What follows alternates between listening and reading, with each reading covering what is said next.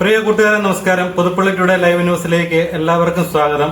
കോട്ടയത്തെ നടുക്കിയ ഇരട്ട കൊലപാതക കേസിലെ പ്രതി അമിത് ഉറാങ്ങിനെ 23 വയസ്സുള്ള ആസാം സ്വദേശിയെ നമ്മുടെ പോലീസുകാര് പിടിച്ചിരിക്കുകയാണ്. അപ്പം അവനെ ഇന്നലെ തൃശ്ശൂരിൽ നിന്ന് കൊണ്ടുവന്ന് കോട്ടയത്ത് വൈദ്യപരിശോധന നടത്തി, അതുപോലെ കോട്ടയത്ത് തിരുവാതിക്കര വീട്ടിൽ കൊണ്ടുവന്നു അവിടെ തെളിവെടുപ്പ് നടത്തി. അതിനുശേഷം നമ്മുടെ മോഷ്ടിച്ചുകൊണ്ട് പോയ DVR-ഉം മൊബൈൽ ഫോണും അതുമെല്ലാം ഇന്നലെ വീണ്ടെടുത്തു.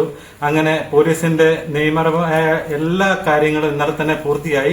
അപ്പൊ നമ്മൾ ഈ പ്രതിയെ പിടിച്ചതിന് ഞാൻ കോട്ടയത്തെ നമ്മുടെ പോലീസ് ഉദ്യോഗസ്ഥരെ, അത് കേരള പോലീസിനെ അഭിനന്ദിക്കുകയാണ്. പക്ഷെ കേസ് തെളിയിച്ചിട്ടില്ല, അതാണ് ഞാൻ പറയുന്നത്. കാരണം ഇതിന്റെ അകത്ത് ഇനി ഒരുപാട് ദുരൂഹതകൾ ബാക്കിയാണ്. അപ്പൊ അതാണ് ഞാൻ പറയാൻ പോകുന്നത്.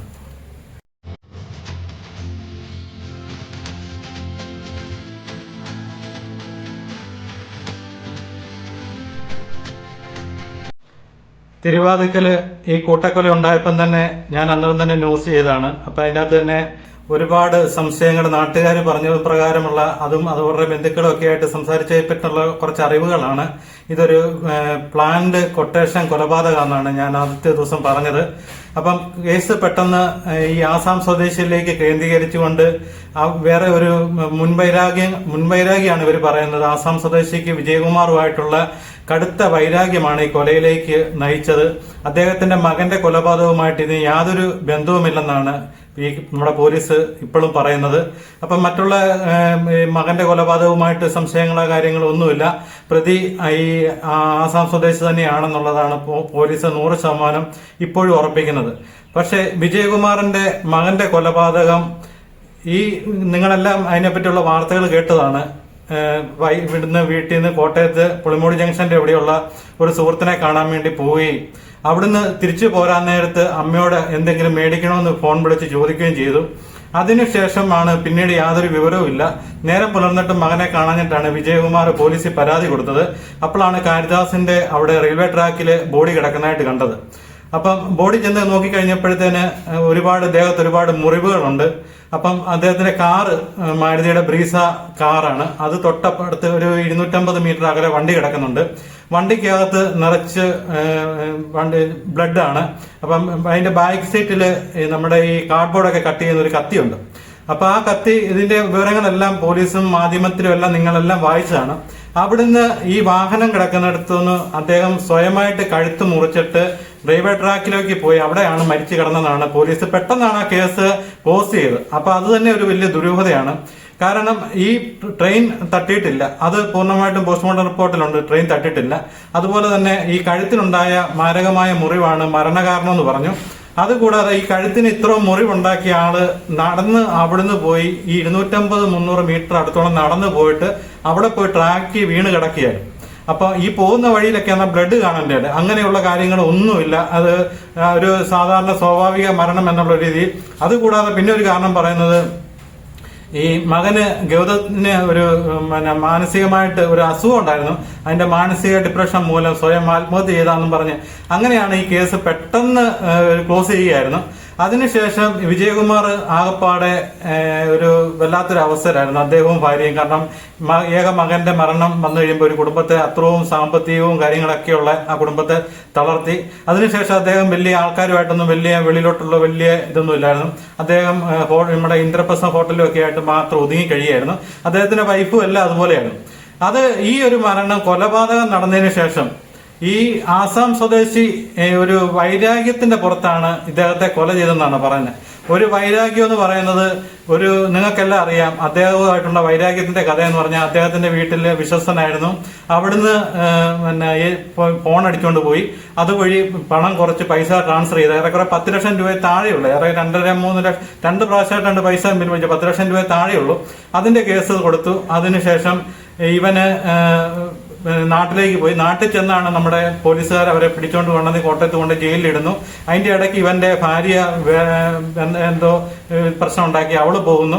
അതൊക്കെ ഒരു വലിയൊരു കാരണമാക്കി. അതുകൊണ്ടാണ് ഈ വിജയകുമാർ കാരണമാണ് അവൻ ഇങ്ങനെ ഒരു അവസ്ഥ വന്നെന്നുള്ള അതിന്റെ വൈരാഗ്യത്തിന് ചെയ്തെന്ന് പറഞ്ഞത്.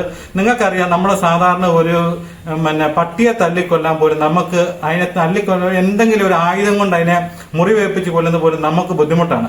ആ സമയത്താണ് വിജയകുമാറിന്റെ വീട്ടിൽ കയറി, അത് വെൽ പ്ലാൻഡ് എന്ന് പറഞ്ഞ ആ വീട്ടിലെ സിറ്റുവേഷനും കാര്യങ്ങളും, അതുപോലെ ആ നായയെ മയക്കി കിടത്തി, അങ്ങനെ അതുപോലെ അതിന്റെ അകത്ത് കയറി ഇതെല്ലാം ചെയ്തു. അത് തന്നെയല്ല, വിജയകുമാറിനെ നിങ്ങൾ ഫോട്ടോയിൽ കണ്ട പോലെ സാധാരണ ഒരു ആരോഗ്യമില്ലാത്ത മനുഷ്യനൊന്നുമല്ല, നല്ല പോലെ ആരോഗ്യമുള്ള ഒരു മനുഷ്യനാണ്. അദ്ദേഹത്തെ ഒരു പെട്ടെന്നൊന്നും കീഴ്പ്പെടുത്താൻ പറ്റത്തില്ല. അതുപോലെ തന്നെ അദ്ദേഹത്തിന്റെ വീടെന്ന് പറഞ്ഞാൽ നിങ്ങൾക്കറിയാം, എല്ലാവിധ സജ്ജീകരണങ്ങളുമുള്ള CCTV അടക്കമുള്ള എല്ലാവിധ സജ്ജീകരണങ്ങളുള്ള വീടാണ്. ആ വീടിന്റെ അകത്ത് കയറി അദ്ദേഹം സ്വയരക്ഷയ്ക്ക് അദ്ദേഹത്തിന്റെ കയ്യിൽ ആയുധം ഇല്ലായിരിക്കും, അദ്ദേഹത്തിന്റെ വേഗത്ത് കയറി ഇരുന്ന് തലയ്ക്ക് അടിച്ച് പൊട്ടിച്ചെന്നാണ് പറഞ്ഞത്. അതുപോലെ വിജയകുമാറിന്റെ ഭാര്യ ഡോക്ടർ മീരയുടെ ദേഹത്ത് ഏറെക്കുറെ 50 പവനെങ്കിലും ഉണ്ട്. ഇതൊന്നും അവൻ എടുത്തിട്ടില്ല. ഇങ്ങനെയുള്ള കാര്യങ്ങൾ. അതുപോലെ ഫോൺ എടുത്തിട്ട്, ഫോൺ അത് ഉപയോഗിക്കാൻ എടുത്തതല്ല, ആപ്പിളിന്റെ ഫോണൊക്കെയാണ്, അതെടുത്തോണ്ട് പോയിട്ട് ഇവൻ തോട്ടിക്കളഞ്ഞു.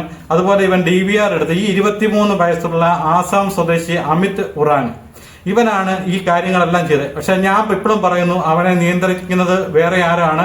അവനൊരു വാടക കൊടയാളിയാണ്. കാരണം ഈ കേരളത്തിൽ ഇപ്പോൾ ഒരുപാട് ഇതുപോലെയുള്ള കുറ്റകൃത്യങ്ങൾ ഇവരെ ഉപയോഗിച്ച് ചെയ്യുന്നുണ്ട്. ഇവരെ ജാമ്യത്തിൽ ഇറക്കുന്നതിന്റെ കാര്യം ഇന്നത്തെ പത്രത്തിലുണ്ട്. നമ്മുടെ നാട്ടിലുള്ള ആൾക്കാർ തന്നെ 5000 10,000 മേടിച്ചുകൊണ്ട് ഇങ്ങനെയുള്ള ആൾക്കാരെ ജാമ്യത്തിൽ ഇറക്കുന്ന ഇത് ഇപ്പം പത്രത്തിൽ വായിച്ചു. അപ്പൊ അതൊക്കെ ഇതിന്റെ ഒരു ഭാഗമായിട്ട് ഇങ്ങനെയുള്ള ആൾക്കാരെ ഇവനെ ഇപ്പം ജയിലിൽ നിന്ന് ഇറക്കി, ഇവനെ ഈ രീതിയിൽ ഒരു കൊല ചെയ്ത് അവന് വേണ്ടത് കൊടുത്തു. അപ്പം ഇതുവരെ ഇപ്പം കേസ് ക്ലോസ് ചെയ്ത നിലയിലാണ്. അതിനുശേഷം ഇനിയിപ്പോൾ അവർ ചിന്തിക്കേണ്ട, ഒരു വിജയകുമാറിന് സാമ്പത്തിക ഇടപാടുകൾ എന്തുമാത്രം ഉണ്ടെന്നുള്ളത് ഇവർ ഇതുവരെ പറഞ്ഞിട്ടുണ്ടോ? വിജയകുമാറിന് എന്റെ മകൻ ബാംഗ്ലൂരായിരുന്നു. അവിടുന്ന് നാട്ടിൽ വന്ന ശേഷമാണ് ഈ കൊലപാതകം ഉണ്ടാകുന്നത്. ബാംഗ്ലൂർ ഇവർക്ക് വസ്തുണ്ട്, കർണാടകയിലെല്ലാം ഒരുപാട് വസ്തുണ്ട്. ഈ കോട്ടയത്തെ ഇന്ദ്രപ്രസ്ഥ ഹോട്ടൽ മാത്രമല്ല, അദ്ദേഹത്തിന് ഒരുപാട് കോടിക്കണക്കിന് രൂപയുടെ ഇവിടുത്തെ തിരുവാതിക്കര കൂടാതെ, തിരുവാതിക്കര വീട് കാണുമ്പോൾ തന്നെ നിങ്ങൾക്ക് അറിയാം, അത് മാത്രം ഇന്ദ്രപ്രസ്ഥ മാത്രം ഒഴുങ്ങിക്കഴിയുന്ന ആളല്ല. അദ്ദേഹത്തിന് കോടിക്കണക്കിന് രൂപയുടെ ആസ്തികളുണ്ട്. ഇത് ബാംഗ്ലൂർ കർണാടകയിലൊക്കെ ബിസിനസ് സംബന്ധമായുള്ള ഒരുപാട് പ്രശ്നങ്ങളുണ്ട്. ആ പ്രശ്നത്തിന്റെ ഒരു കണ്ണിയായിട്ടാണ് അദ്ദേഹത്തിന്റെ ഏക മകനെ വകവരുത്തിയിരിക്കുന്നത്. അവർ തന്നെയാണ് തീർച്ചയായിട്ടും ഈ ഒരു കൊലപാതകത്തിനും വന്നിരിക്കുന്നതാണ് എന്റെ 100% ഉറപ്പാണ്. അവരായിരിക്കും ഇതിന്റെ പിന്നിൽ. പക്ഷെ പോലീസ് ഇപ്പോഴും പെട്ടെന്ന് ധൃതി പിടിച്ച് ഈ ആസാം സ്വദേശിയാണ്, മറ്റുള്ള പ്രശ്നങ്ങളുടെ കാര്യങ്ങളുള്ള ഇതാണ് ഒരു മുൻവൈരാഗ്യം എന്ന് പറയുന്നത്. ഏതാ ഇവനെ പിടിച്ച് ജയിലിൽ, ഇവൻ പൈസ മോഷ്ടിച്ചുകൊണ്ട് പോയാൽ ഇവനെ പിടിച്ച് ജയിലിലിട്ടതിനാണ് ഇവനൊരു വൈരാഗ്യം തോന്നിയത്. അതാ അന്ന് ഓർത്തു നോക്കുക. നിങ്ങൾക്കെല്ലാം അറിയാം, നമ്മൾ സാമാന്യം ചിന്തിക്കുന്നവർക്കെല്ലാം അറിയാം, ഈ ഒരു വൈരാഗ്യത്തിന് നിങ്ങൾ ചെയ്ത കൊലപാതകം ചുമ്മാതെ ഒരാളെ ഒരു ഒറ്റ അടിക്ക് അങ്ങോട്ടും ഇങ്ങോട്ടും വഴക്കുണ്ടായി ഒരടിക്ക് ഉന്തിയിടുക, അല്ലെങ്കിൽ അപ്രത്യക്ഷമായിട്ട് ഒരടി കൊടുത്ത് ചത്തുപോവുക, അങ്ങനെയൊന്നും അല്ല ചെയ്തത്. അതിക്രൂരമായ രീതിയിലാണ് ഇവരെ രണ്ടുപേരെയും തലയോട്ടി കോടാലിയും കൊണ്ട് അടിച്ച് പൊട്ടിച്ചാണ്, ചെതറിച്ചിട്ടാണ് ഇത് കൊന്നിരിക്കുന്നത്. അത്രയ്ക്കും മൃഗീയമായ രീതിയിലാണ് ഈ കൊല ഇവൻ നടത്തിയിരിക്കുന്നത്. ഇതിപ്പം കേസ് ഇവിടെ കൊണ്ട് തീർന്നു. ഇനിയിപ്പം വരാൻ പോകുന്ന ഒരു കാര്യം എന്ന് പറഞ്ഞാൽ, മുന്നോട്ട് വരാൻ പോകുന്ന ഒരു കാര്യം നിങ്ങൾക്കെല്ലാം അറിയാം. നമ്മുടെ ഗോവിന്ദച്ചാമിയെ നിങ്ങൾക്കെല്ലാം അറിയാം. എങ്ങനെയായിരുന്നെന്നറിയോ? ആദ്യം ഈ അമിത് ഉറാങ്ങിനെ പോലെ തന്നെ മെലിഞ്ഞുണങ്ങിയ ഒരു ആളായിരുന്നു ഗോവിന്ദച്ചാമി. ഇപ്പൊ ഇരിക്കുന്നത് അതാണ്. നമ്മുടെ സിനിമ നടൻ സൽമാൻ ഖാനെ പോലെ നല്ല ഗ്ലാമർ താരമായിട്ട് വരികയാണ്. അതുപോലെ പെരുമ്പാവൂര് ജിഷ കൊലക്കേസ്, ഇത് ഇങ്ങനെയുള്ള ഒരുപാട് ക്രിമിനൽ കുറ്റങ്ങൾ നമ്മുടെ ഇങ്ങനെയുള്ളവർ ചെയ്യുന്നു. ഇവരെ ഇപ്പൊ നമ്മുടെ നികുതി പണം കൊണ്ട് ജയിലിലേക്ക് കൊണ്ടുപോവുകയാണ്. ജയിലിലേക്ക് കൊണ്ടുപോയിട്ട് അവിടെ ചെന്ന് കഴിയുമ്പോൾ ഇവനൊക്കെ ശാന്തസഭയാണ്. ജയിലിൽ ഇപ്പോൾ അവനൊക്കെ എല്ലാവിധ സജ്ജീകരണങ്ങളും കൊടുത്തിരിക്കുകയാണ്. ഇവനൊക്കെ 4-5 വർഷം കഴിയുമ്പോൾ നല്ല നടപ്പെല്ലാം കഴിഞ്ഞാൽ അവൻ വീണ്ടും മിടുക്കനായിട്ട് ഇവൻ ഇറങ്ങുകയും ചെയ്യും. ഈ കേസ് അതോടുകൂടി ക്ലോസ് ആകുകയും ചെയ്യും. അവന്മാരൊക്കെ മിടുക്കന്മാരാവും. നമ്മുടെ ഒന്നും ജീവനും സ്വത്തിനും യാതൊരു വിലയില്ലാത്തൊരവസ്ഥയിലേക്ക് കേരളം പോവുകയാണ്. ദൈവത്തിന്റെ സ്വന്തം നാടല്ല, ഇപ്പം പിശാചുക്കളുടെ സ്വന്തം നാടായി മാറിയിരിക്കുകയാണ്. ഇപ്പൊ ഇതൊക്കെ നമ്മൾ ആരോടാണ് പറയുന്നത്?